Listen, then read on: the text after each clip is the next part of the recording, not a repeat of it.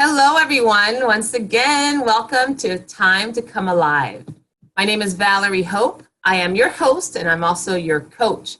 And as you know, every week we get together so that we can become even more conscious of ourselves, be even more connected to others, and then ultimately be more creative as a result of all of that. And I bring to you interesting individuals with whom I've had amazing conversations with. And in just a moment, I'll be introducing you to this fascinating individual that I'm sure that you will enjoy as well, or as much as I have.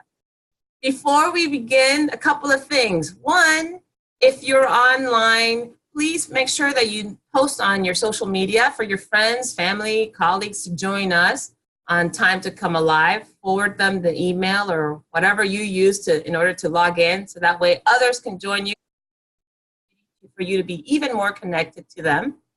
And I also recommend that once you watch this as a recording, that you repost it so that others could also benefit from some of the things that you're thinking and listening to. That way you can engage in more conversation.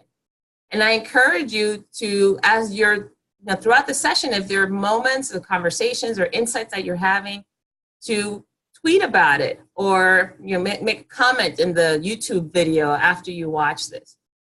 So all that little house cleaning for that. Now I'd like to, as we like to start off our morning, our program here, is a little mindful exercise just to help us with the listening for this session. So I'm going to ask if you're in a safe place to make sure that you're seated comfortably, find yourself being supported by the seat that you're in, or if you're standing, to make sure that you're planted firmly on the ground. And I'm going to invite, if you're in a safe place again, to close your eyes. You may do so. If not, just soften your gaze so that you can gaze inward throughout this moment and help us center. It might be helpful to take a nice, long, deep breath or two. We're going to spend some time in just connecting to our senses. As you take a breath, I want you to do a mental scan from your head all the way down to your toes. And as you do that, notice any sensations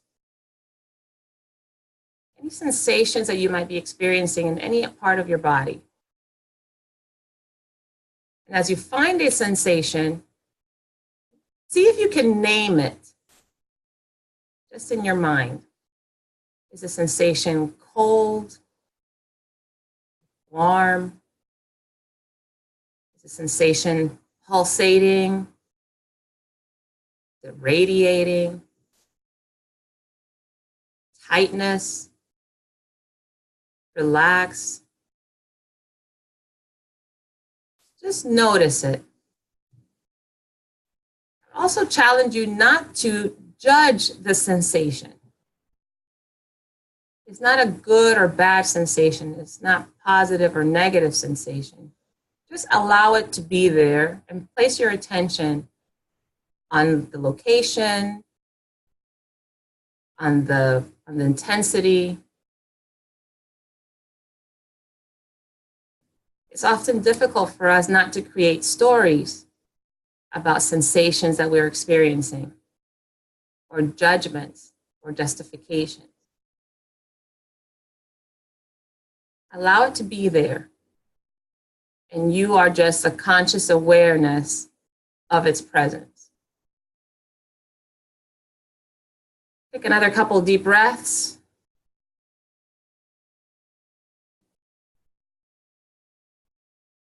And you may open your eyes or refocus your gaze. One of the reasons that I think that particular exercise is important is because throughout this conversation today, you might experience, as we do in every conversation, some bodily sensations.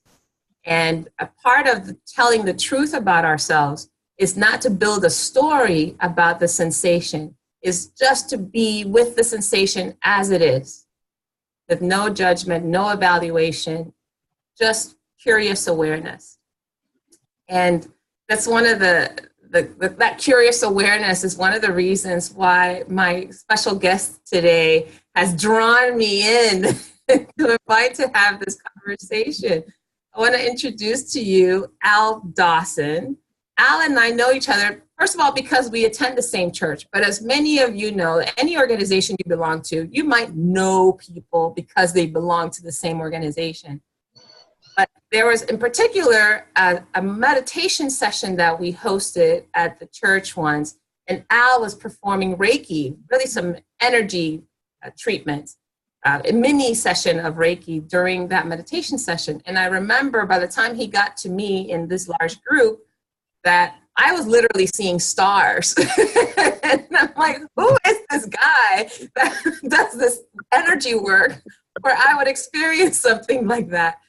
And because of, I knew very little about Reiki at the time, and I still don't know tons, but I decided I want to reach out to Al and ask him more about his work with energy. And, you know, I think as a facilitator of meetings and as a coach, how that might benefit me and my clients. So we've had since then a couple of really phenomenal conversations. I was pleasantly surprised that our conversations were less around the techniques and the study of his practice and more about us as human beings. And Al was so open and generous with sharing himself with me that I was like, okay, this is something that we have to share with the world. Al, welcome. Hey, how are you doing? I'm doing fantastic. Al, what would you like to say to be present this morning? Oh, you know what? I don't know. I'm just enjoying, we were going to do this inside. And you made the suggestion, because we chatted last night and I was outside. You made the suggestion that I might come outside, and I'm just enjoying the feel of the wind when you talked about sensation, just the feel of the wind on my skin, the sound of the birds. I have my favorite tree right here. And so I'm just so happy and pleased to be with you this morning. Excellent. I'm happy and pleased that you're here too. Al, I'd like to jump right in because one of the things that I took from our conversations was how over the last, I don't know how many years of your life now, but it's been like you've been peeling back layers of yourself.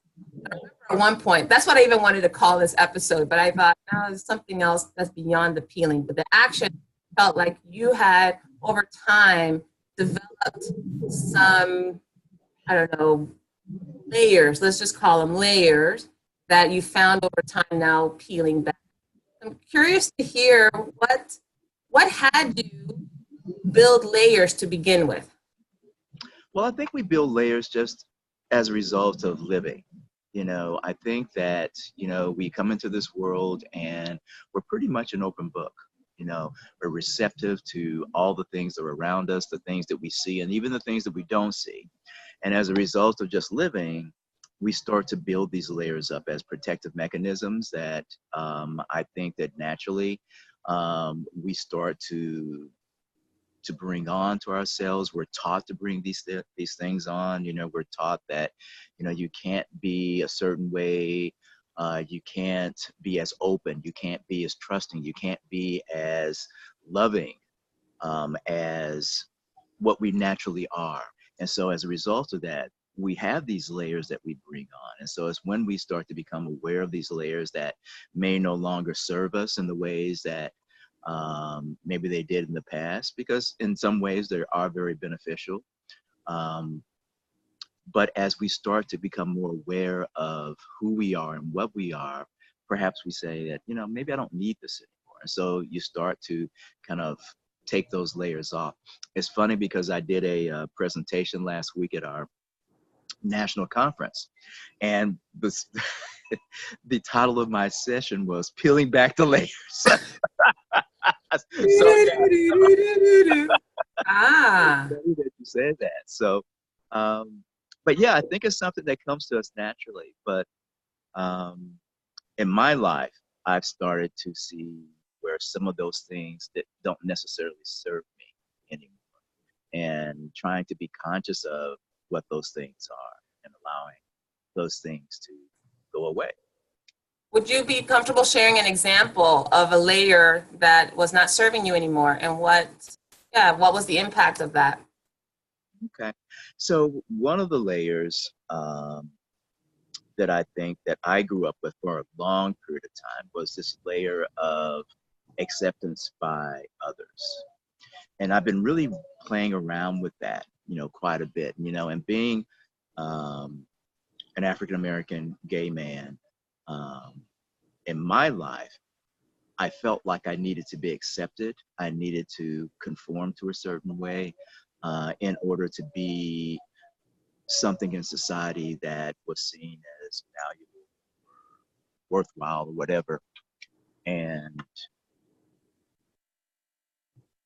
one of the things that I keep having this kind of thing come through my mind that it's none of my business what other people think of me. It's this thing that kind of keeps coming up. And so when I started to keep hearing that over and over and over again in my mind, I started to kind of lose that layer of pleasing and that layer of being what I thought others wanted me to be.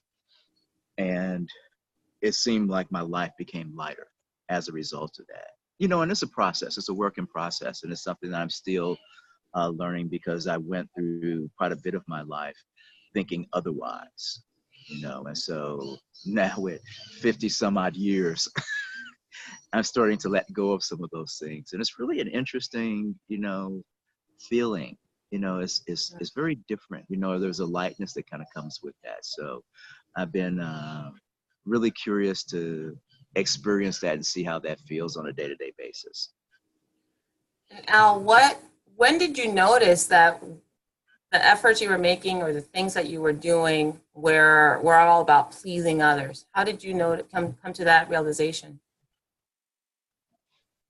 It's hard to say that it happened at one particular time. You get kind of flashes, at least I get kind of flashes. You get bits of knowing is the way I put it, where something will kind of just an awareness will come up.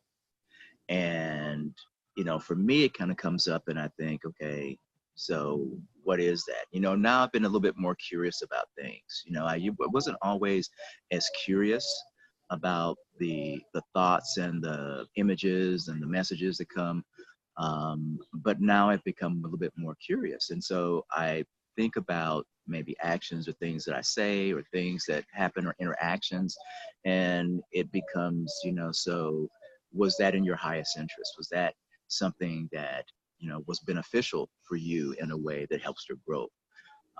And so as I start to do that, and I try to do that not from a judging standpoint, because there was a time when I would put a judgment on that I would say, oh, you shouldn't have done this, or you shouldn't have said this.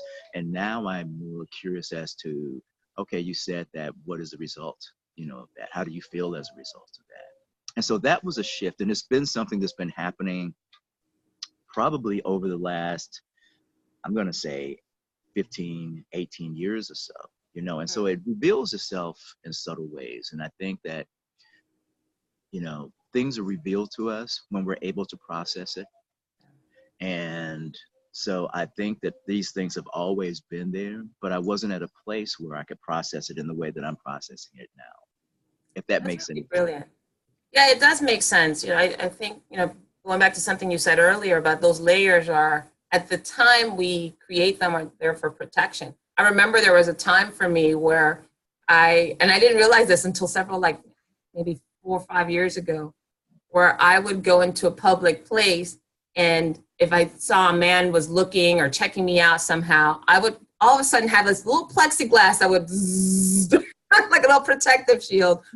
Part of it is I had this story that if I was being looked at physically like that it was unsafe. And Yeah. there's a long story behind that. But I remember when I first became conscious of that's how I was interacting. And I'm like, wow, I'm such an open, curious, confident person. Why would I have the need for this? I understand now how to engage or disengage in ways that are more appropriate as an adult. Yeah. It was interesting because I would start to pay attention. I'm like, oh, I'm not making eye contact, or I'm not smiling, or I would kind of lean back when somebody was leaning. Some little things like that I started to pay attention to. But you're right. I think until I was ready to actually deal with it, that it was revealed to me that that's how I protected or created that Exactly. for myself. Exactly. Really brilliant. I wanted to take you back to something you said, right? So African American gay man, and you had this need or this particular expectation of living a certain way. Tell us about what that expectation was and where did it come from? Okay. Well, I think it came from just growing up, So I grew up in the 60s, 70s. So I was born in 1960, 59 now. And I grew up in the church.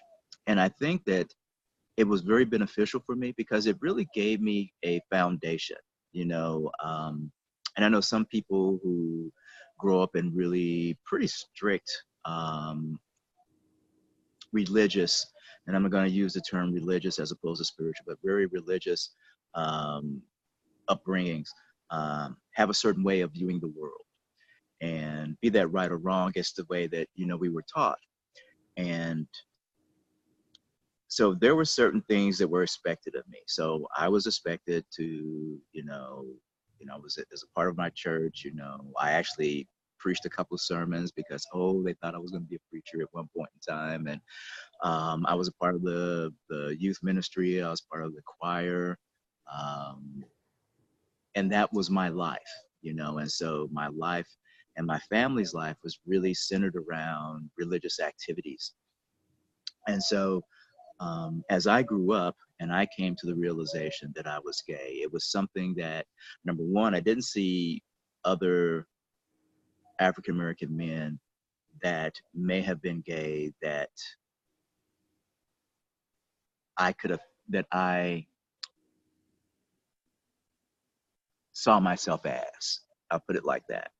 And, then there was the pressure of, okay, that was wrong. And we got, sermons on a semi-regular basis in regards to that it was wrong, and scripturally that was something that was not right. So you're getting all of these messages, not only from, your very close community and family, but you're also getting that from society as well.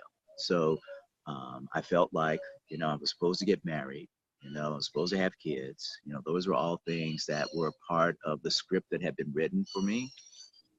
And I tried to adhere to that script as closely as I could.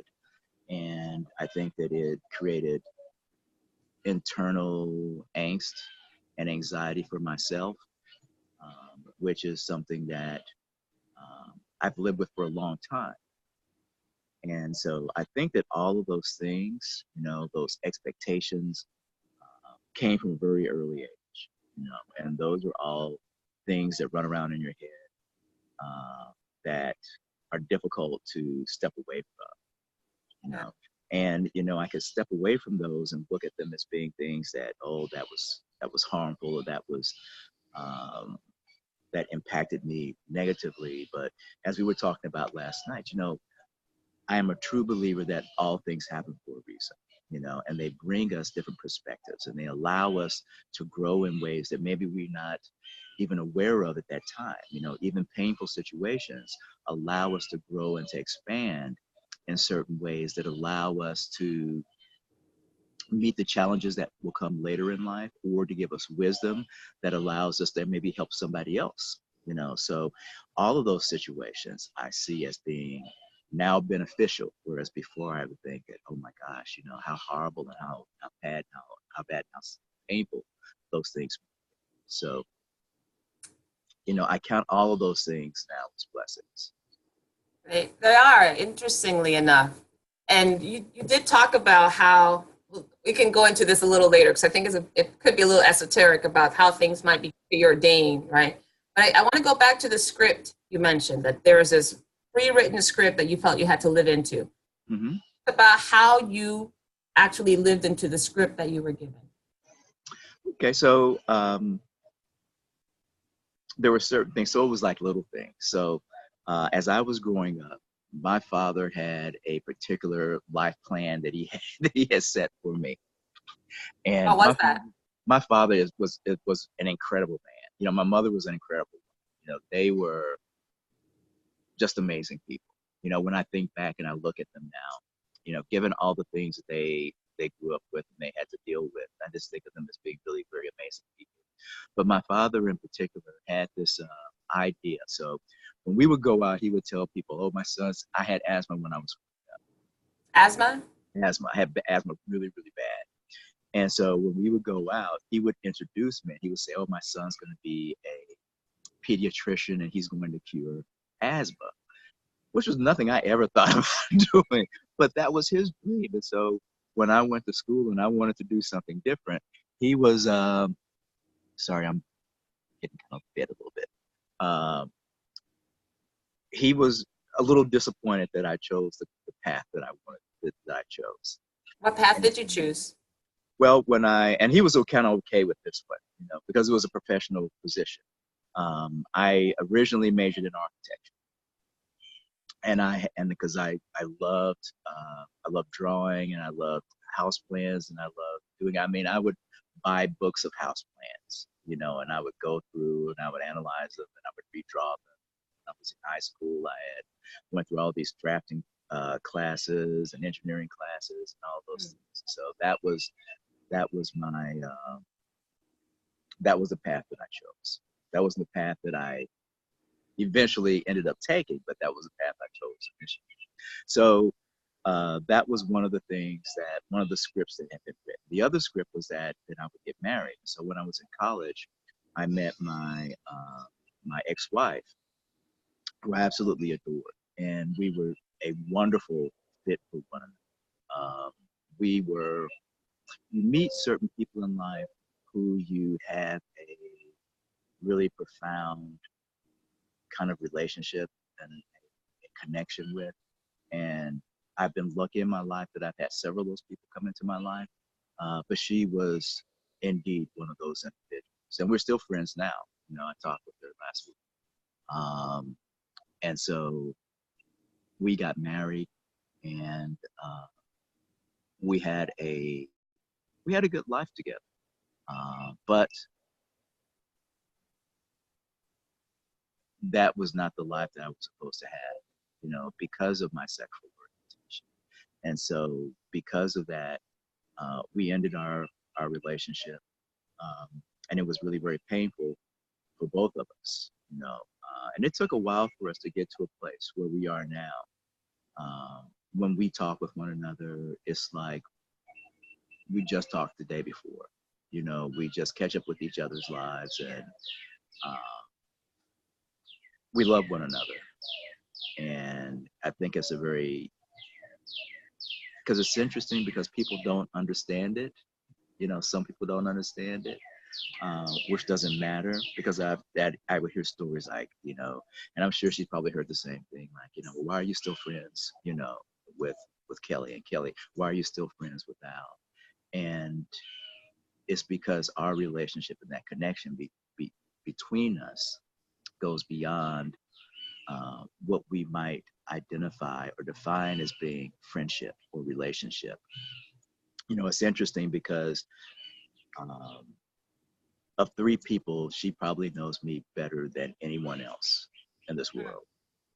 And so when I have conversations with her, you know, she calls me on my stuff. You know, if I'm saying things or doing things, she'll like, okay, you know, I know you.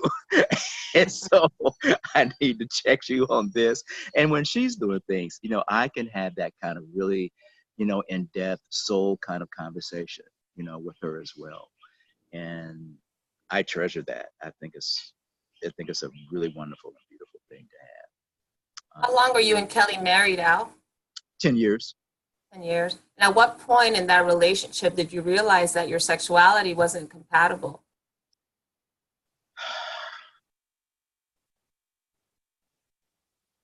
Probably early on in the relationship.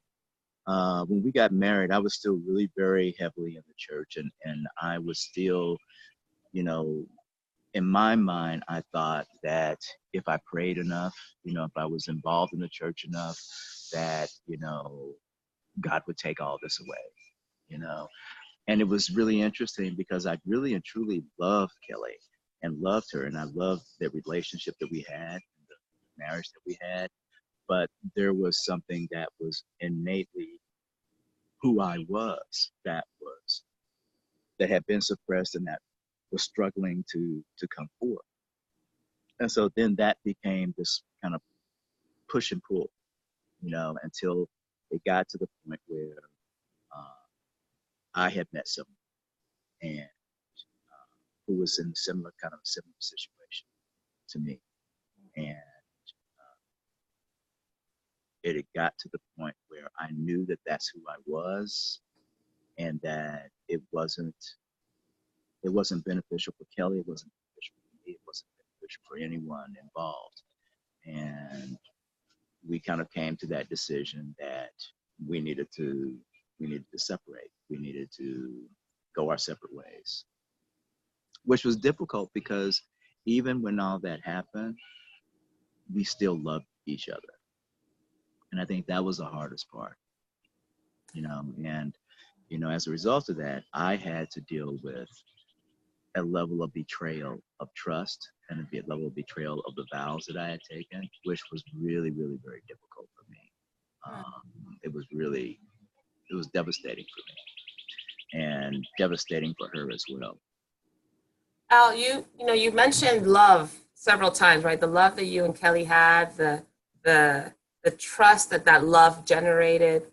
I'm curious about how, because I think that's such a loaded word, right? The word, we don't always interact with that word from the expansiveness that you just described.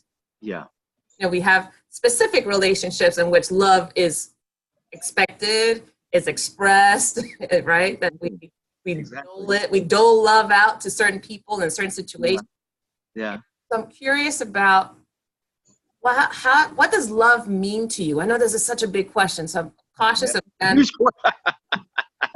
I know it's deep, but one thing you mentioned is you redefined love, right? So what did love with Kelly look like, and what does love look like now with your husband? Okay, it's a good question.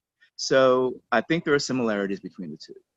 So with Kelly, there was this, it's hard to describe because there was this connection. Even the first time that we met one another, there was just this connection. And there was kind of a kindred spirit.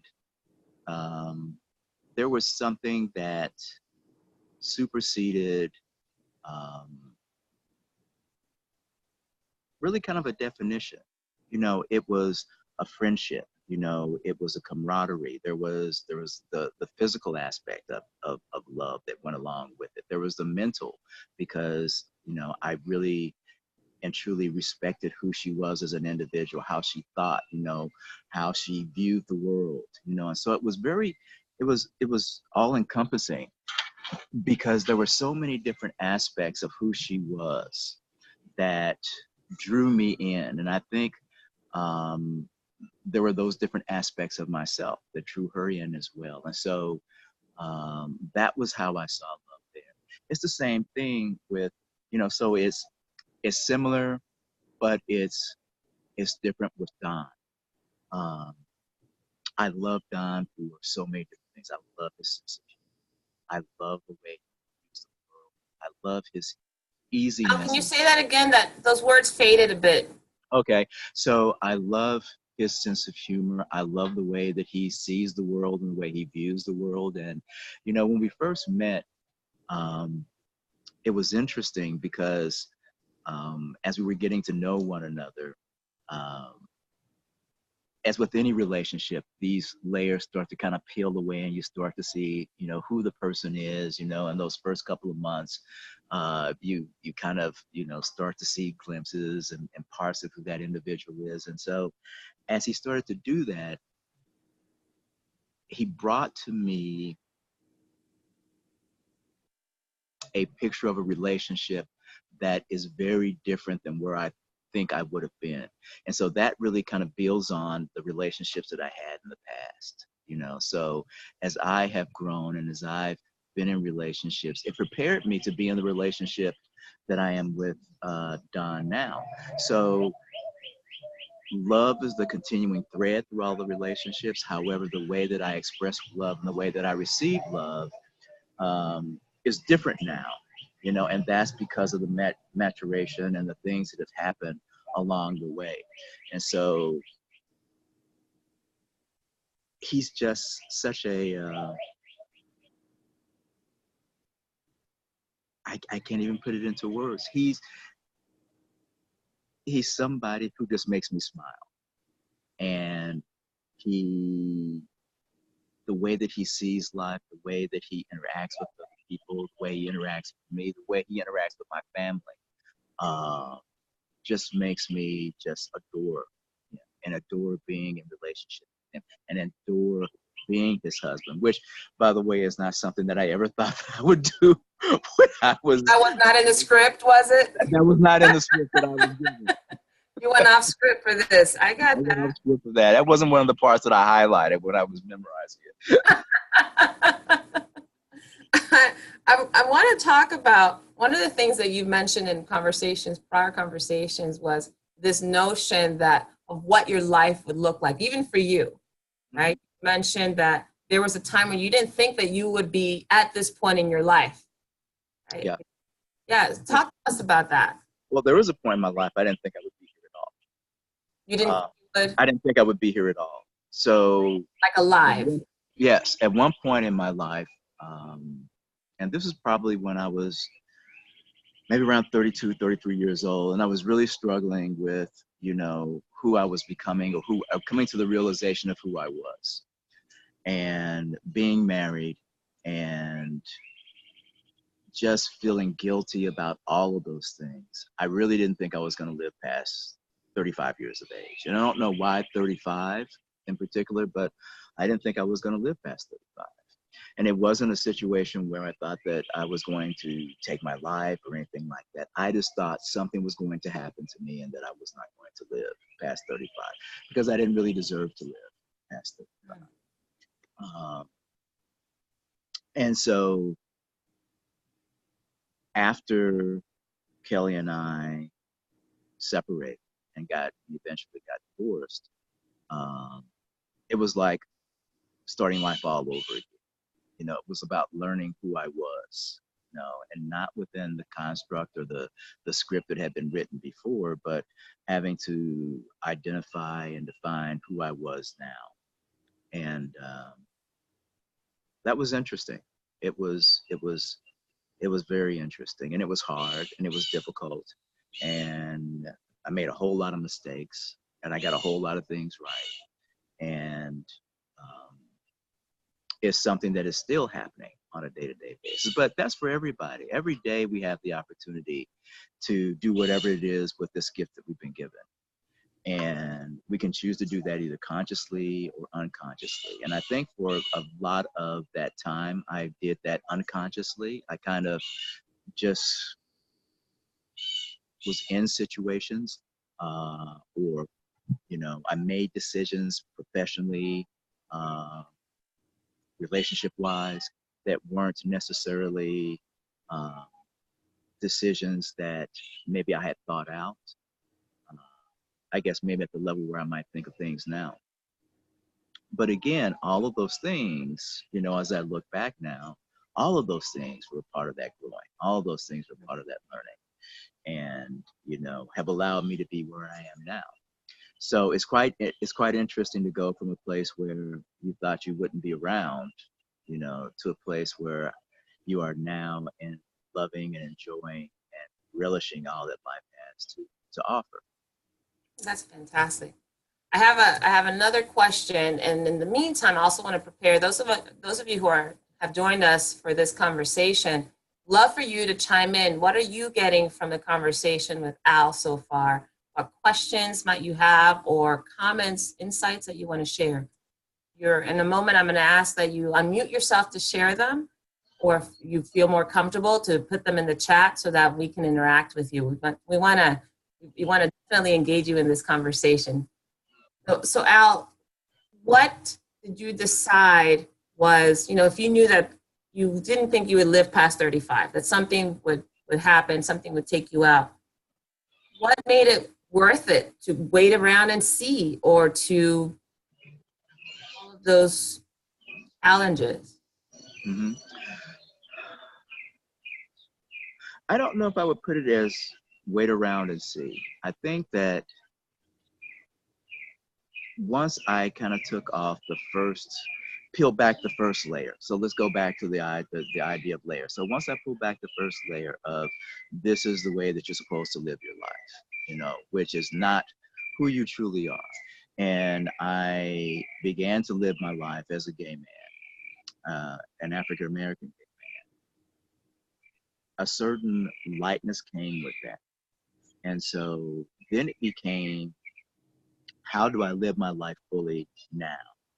And so I think I embraced that from the standpoint that, it was almost like starting over again, So, I think when people come out, it's kind of this revelation, it's this opening of a door, it's allowing yourself to maybe live more authentically, because I think in many cases we may hide and we may not allow individuals to see the true person that we are, that we've been created to be. Mm. And so I think that I was anxious and I was anticipating what life would bring now. So I went from this place of that life doesn't really hold anything.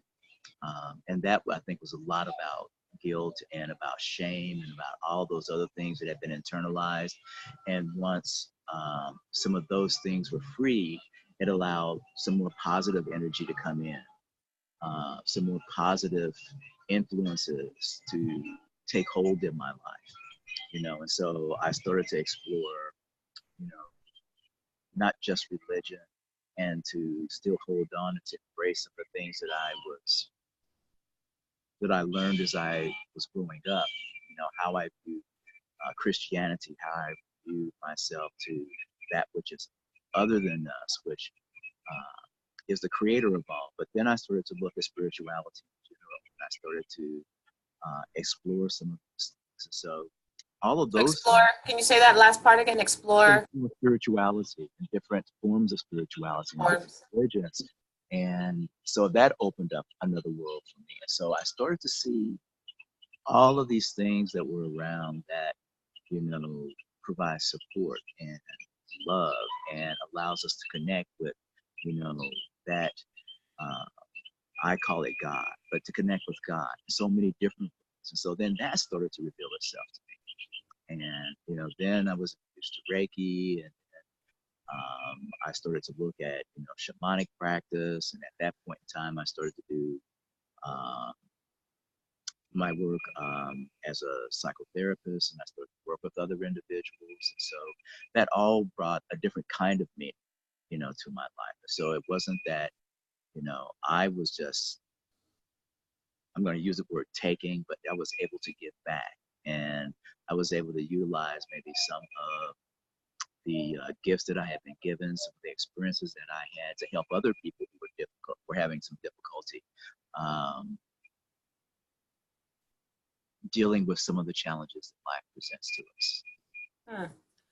One of the things I really like about what you said, and it's kind of the conclusion I'm drawing from it, is as you peel back these layers, that certain lightness that you mentioned that you experience, right? That as we peel back layers, we become more authentic. Therefore, that weight, the tension, the pressure that somehow builds up over life as we're either trying to fulfill the script that's been exactly given, that our society has said that it's most appropriate for us from where we're from, or our age, or our gender, or culture, language, etc. That script, we begin to tear pages out that are no longer serving us. And then you replace them with other pages. Yeah, you start to rewrite. Yes. Exactly. And then you also said something that made me think about this thought, that as we become more authentic, we become more permeable, right? We become more allowing, and when we are open enough to allow, we also have an opportunity to reveal even more or process it even better. Whereas when we're tight, we're tense, when we're closed, we don't have an opportunity, to even feel lightness or joy, nor do we have an opportunity to heal those places that might need that air. Exactly. Oh, fantastic. All right, pause. I want to Okay. pause and hear from those of you who've been generous enough to take your time to listen to us today. What's opening up for you, or what questions do you have that continue to kind of roll around in your head? Feel free to hit *6 if you're on the telephone to unmute yourself, or if you're on your computer, you can click on the microphone icon, and that will unmute you. Or you can also type in your question in the chat. Who would like to share? I might call on somebody. Hey, Valerie, can you hear me? Ashley, yes, I hear you. Hi. Hi.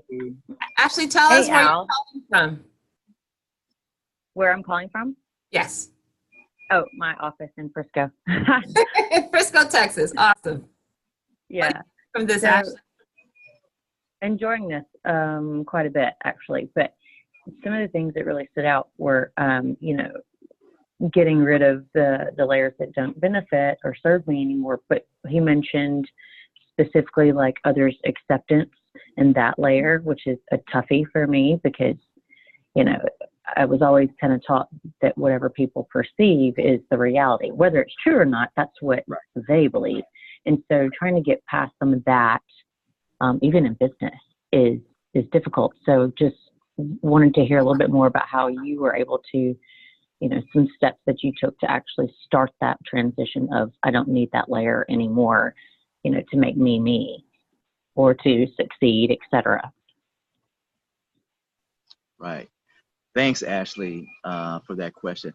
And I'll say that is still probably one of the largest and one of the biggest struggles for me, because it's something, and you probably know this as well. It's something that is deeply ingrained in us, or at least was deeply ingrained in me. And so it's something that I have to really kind of check myself on a day-to-day basis to, so looking at, motivations for what I'm saying, the motivations for what I'm doing, is this coming from a place of truth and honesty within myself? And is this an expression of truly who I am, or is this a part of, because when you think about it, and maybe people-pleasing behaviors, trying to do things uh, to fit in or to be accepted, it's really kind of a way of manipulating other individuals' perceptions and ideas and thoughts. And so what I have to be really very cognizant of is kind of taking that step back and just kind of allowing myself to be true to myself, and and trusting that there's something that's guiding it. So that's kind of the big thing for me now, that behind all of these things is a force. It is a presence that guides our actions, our thoughts, and our behaviors. And so trying to step into that, and sometimes it's easier to do that personally than it is professionally, because there are certain expectations that we have that are given to us in a professional sense. And so learning how to balance, the corporate or the business world's expectations that they have of us versus who we are. Because there's sometimes, and many times, there's a financial or monetary attachment to that. Sometimes there's a status uh, attached to that, if we are in a particular position. And learning how to go with who we are as opposed to the corporate identity that maybe has been given to us can have some consequences. So I think that there is a balance in all of these things. So it's just being attuned to what I call spirit, and allowing that to be that guiding force that helps to direct path to direct our path and our engagement with others, our engagement with ourselves is really that first step. And in saying all of that, it's not necessarily an easy thing. If it was an easy thing, everybody would be doing it, right? And so it's one of those things that you have to practice and you have to be attentive to. And breathing through all of that, I know I tend to, when I get stressed or I get kind of tight, I tend to not breathe as deeply as I do another time. So sometimes for me, it's just being conscious of my breath and conscious of taking those deep breaths that allows, that relaxation to take place in my body, that allows me to think more clearly, to be more present in that moment. When I'm more present in that moment, then I can see situations and interactions in a different way that allows me to maybe act in my highest self. I know, Valerie, you and I were talking yesterday about, being true and acting in one's higher self. And I think that the breath is a part of that, being attentive. Can you speak up just a little, Al? You faded off that last sentence. Okay. Thinking about acting in our higher self and that being linked to the breath and, being able to breathe through the situation, and breathing through the situation to me is about taking that breath that allows me to center and allows me to be present and allows me to be able to see those things and to hear those things that are there and to respond in that way that is in alignment with who I truly am. I want to add to that based on what you shared, Al. And that's such a wonderful question, Ashley, because I think not that we have a corner on this, but I think women more likely than not are explicitly told that our value is the level of pleasing, right? How pleasing we are to others equates to the level of value that we hold to that person or in that relationship or in that organization. It's a lot more explicit for women. I think it's really wonderful, Al, that you're able to, you notice that, whether it was spoken or unspoken for you. A couple things you mentioned, Al, is motivation. And what I'm finding is, as I become more clear about what's prompting me to want to please another person, and I just call it out. Yeah. For example, I'm afraid that this person is not going to want to talk to me anymore, or I'm afraid that I won't be included in this event anymore, or there's usually a fear underlying. It always is. Or the motivation to please, especially if it's not bringing us joy, if it's not like you said, Al, an expression of ourselves, if it's not something that's aligned with our highest value, like, oh, I want to do this, I know it will be pleasing to the person and it will be pleasing for me to give. We notice that, and that's usually like what you said, if there's some tightness, if there's some lack of being able to breathe deeply, that's usually the sensation of tightness usually will tell us whether or not it's something that's aligned with us. And then the other piece is just calling it out. In some relationships, I've learned that that's probably the best thing to do. Hey, I feel like if I don't do this, that we're, our relationship is not going to work. Yeah. And that takes the conversation or the request to a whole different level. Like we actually get to the root. And some relationships may not be appropriate or may not be, that we don't have that level of compatibility, but even just calling it out to myself. Like, I feel like if I say no to this, or if I say yes, this is why I'm doing it. And then taking it that one step beyond that. So, and I think you brought up a really good, the word that you use, fear, I think is so appropriate. But then taking it that next step. And so that if that does happen, what does that mean? So if you don't talk to me anymore, okay, what does that mean to me? So, how is my life going to be changed? Maybe the fact that you don't talk to me anymore might be a good thing, because if I've been doing all of these things in the past in order to please you or to be a part of your life that have constrained who I am, maybe that's a good thing. So that fear is there to maybe actually have us look at what are the consequences and what are the benefits of that situation. That's wonderful. Ashley, I know you have to run. Thank you so much for joining us. Feel free to listen to the rest on the recording too. We'll talk more about you once you leave anyway. Kidding. Thank you. That's really good. I can see going down the next level, right? And being able to see, well, yeah, would that be a good or bad thing? I think in some relationships where the dance has, the music's been playing for years and we all have the same dance and the same steps. And It's more difficult yeah, it really, really does. because we have more invested in it, and so then it becomes, what do I lose? And then, because part of that dance, there's music that's always written. And so what part of that script now goes away? I have to rewrite that script at this point in time. Am I willing to rewrite that script? Am I able to rewrite that script? And the answer is that you're able to do that, but it might not be something that you're used to doing.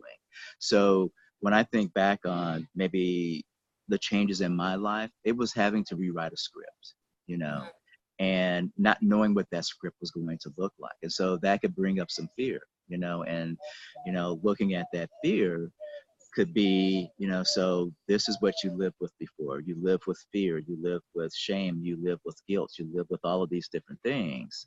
So now how do I rewrite the script that is more authentic with who I am? And so that could be the question that people ask themselves. How do I rewrite the script for myself? How do I once I peel this layer back, what do I now replace that layer with? And the thing is that we always have that ability to rewrite that, and to be the author of what that next story in our life is. Sometimes I think that society kind of brings us into this place that we're not able to do that, that we are dependent upon someone else to write the script for us as opposed to our writing the script for ourselves. Oh, I'm feeling energized right now by your comments. And because I think what you're pointing to is that we are 100% responsible. Yeah. And, right? That's the moment when we learn or when we realize and we accept, more importantly, That's the key. Accept that we're 100% responsible for whether or not we memorize the script, whether or not we rewrite the script, whether or not we decide that we don't want a script. Any version of that, once we realize that we're 100% responsible, I think that's where the moment that we can start to be more, to co-create actively. I think I shared with you yesterday too that one of the things that my boyfriend and I have been talking about was what's next in the relationship, what works, what doesn't work, how will it benefit both of us. Mm-hmm. And one of the most powerful conversations that he and I had was, look, however we decide that the relationship's going to progress, we need to create it. Yeah. It can't be a matter of, well, we'll see what happens with the job, we'll see what happens with the family. Exactly. It literally has to be something that we create. That doesn't mean that we dictate exactly to the minute. There's not an attachment to how or what exactly, but that we have some sense that this is a path that we're going to move towards and that it's done, that we feel responsible. I think, going back to, he said, intention. He did, yeah, there's an intention behind it. So I'm curious because you also said to me, that was kind of a mind-blowing comment about the movie that you saw on Netflix. The TV show, What If? The What If, yes. And what you thought about what life means and how life works. Can you share some of that so that the rest of us could, we want to be in on it. So there is this TV show called What If? And a friend of mine, Ty, who I love to death, and he always sees all these movies and TV shows, and they said, "Oh, you got to watch this." So we watched this show, and part of the show, the very beginning of it, there is an actress who says everything happens for a reason. And so the premise of this show, I think, what I got out of it, was that if everything happens for a reason, that everything that we do is justified because it's a part of this whole plan that has been, I guess if you want to say preordained, but it's a part of something that is meant to be, I'll put it like that. And so regardless of the actions, regardless of what the individual does, it doesn't matter, be those good or bad, it doesn't matter because it's meant to be. It's a part of the unfolding that takes place. Now, it's interesting because in the show, this person is not a very good person. She's really an evil person. But if we think about it from the standpoint of, if all of our actions and all the things that happen to us are meant to be, it allows us maybe a little bit of freedom to accept all of the things that happen in our life, be they good or bad, because all of those things are going to build upon our presence in the world and who we are and how we contribute to other individuals.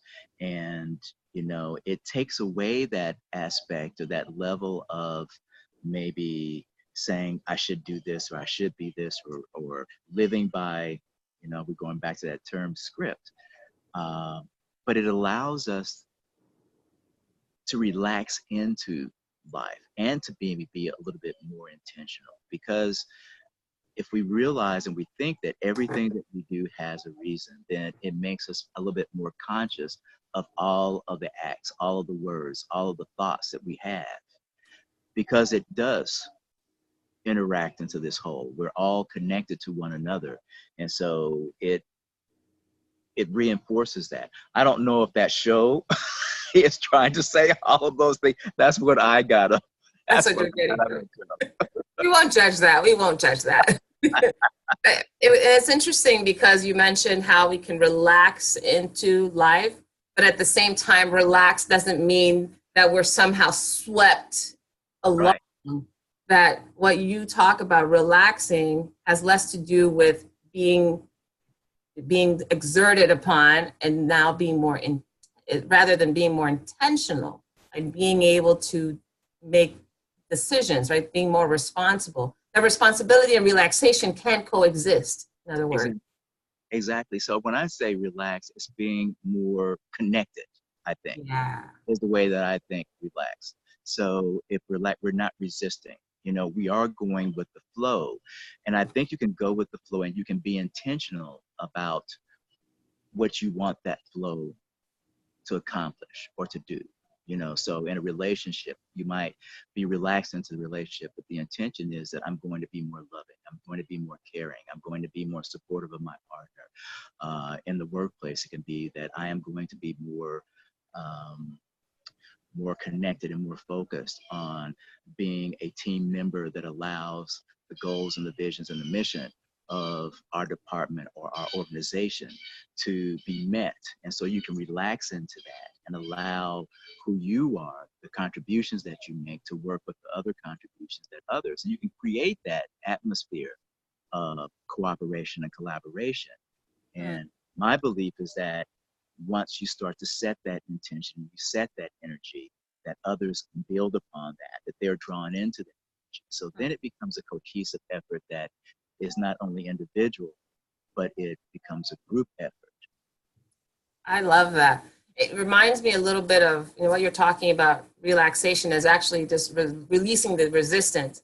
Reminds me of when I've spent a lot of my life on airplanes.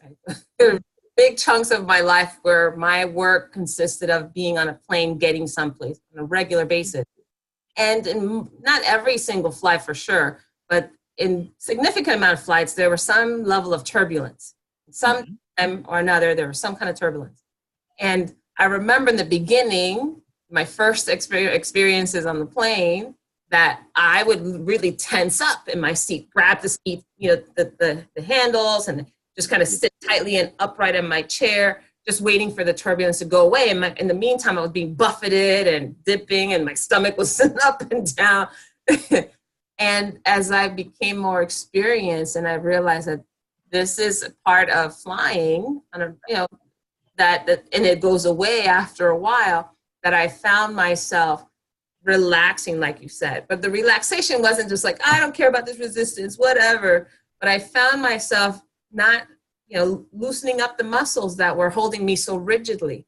That once I did that and I kind of melted into the chair, my body all of a sudden it was like being rocked by the plane, but it was not resisting the rocking.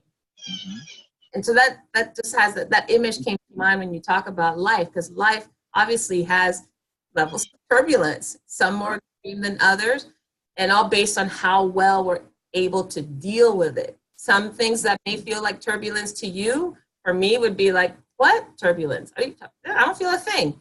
Exactly. And versa. But I think the level at which we're able to just release the resistance, release the tension that we experience in when we're experiencing that turbulence, that will help us be even more joyful, more awakened, more authentic. Exactly. Life. Fabulous, fabulous conversation. Any last thoughts or comments before we wrap up? Thank you. This was, and we talked last night, about, my thoughts and, having this kind of a conversation that's available and open to everyone. And so thank you for allowing me to do this, because it's who I am. And so I think that when we share who we are, it allows us, it reinforces, that acceptance and that relaxation and that, openness to who we are and what it is that we are here to do. And I think what we're here to do is that we're here to support one another. We're here to love one another. We're here to share who we are with one another, because like you said, somebody might see that turbulence and it's like no big deal to them, so what can I learn from that individual who goes through life's, rough spots? What can I learn from them that allows me to navigate that situation better? And what can someone learn from me that allows them to navigate that situation in a different way? Thank you for allowing me this opportunity to do that. Absolutely. It was my pleasure to do so.